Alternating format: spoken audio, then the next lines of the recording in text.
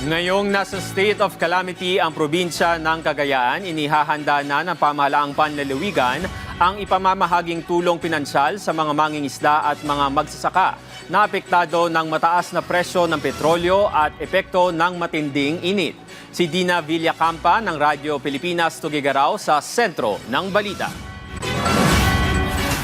Ay, kawawa naman kami kasi tumataas yung mga inputs, tapos yung mga produkto namin bumababa.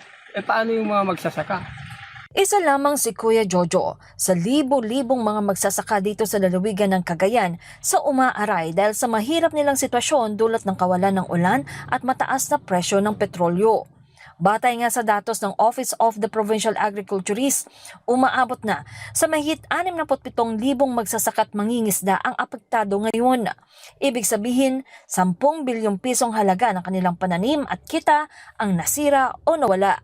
Kung ito po ay tatagal, ay maaari pong hihinto yung ating mga mangingisda dahil po sa maliit na kita.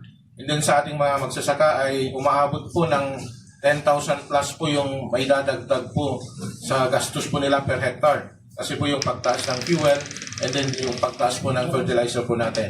Ito ang naging basehan ng Sangguniang Palalawigan para aprobahan ang rekomendasyon ng Provincial Disaster Risk Reduction Management Council na isailalim na sa State of Calamity ang probinsya. Sa pamamagitan ng deklarasyon, magagamit na ng pamalang panlalawigan ang Calamity Fund para makatugon sa pangangailangan ng mga naapektuhan tulad ng pamamahagi ng cash assistance. Preparing financial assistance, maybe cash assistance, most of it.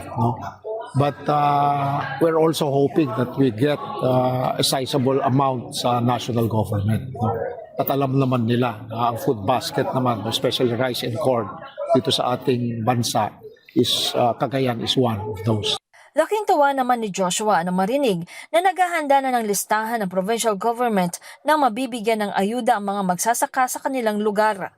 Parang tumaas yung mga balahibo doon. Meron palang tulong kasi nabalitaan ko dito sa amin, 10,000 daw ang tulong na ibibigay. So kakapirma daw ni Mayor namin ngayon. So yun, talagang yung 10,000 na yun, kung tutusin mo kulang kasi sa taas ng presyo ngayon. Pero at least meron silang naibigay at malaking tulong na din yun para sa aming mga young farmers at maliliit na magsasaka po. Sa ngayon, inihahanda na ng OPA ang mga punla ng gulay, mga manok at maging ng fingerlings na siyang ipapamahagi sa mga apektadong magsasaka sa lalawigan ng Cagayan. Ito'y tugon na rin sa utos ni Pangulong Ferdinand Marcos Jr. na magkaroon ng tuloy-tuloy na produksyon ng pagkain at makamit ang food security ng bansa. Mula sa Cagayan para sa Integrated State Media, Dina Villacampa ng Radyo Pilipinas, Radyo Publiko.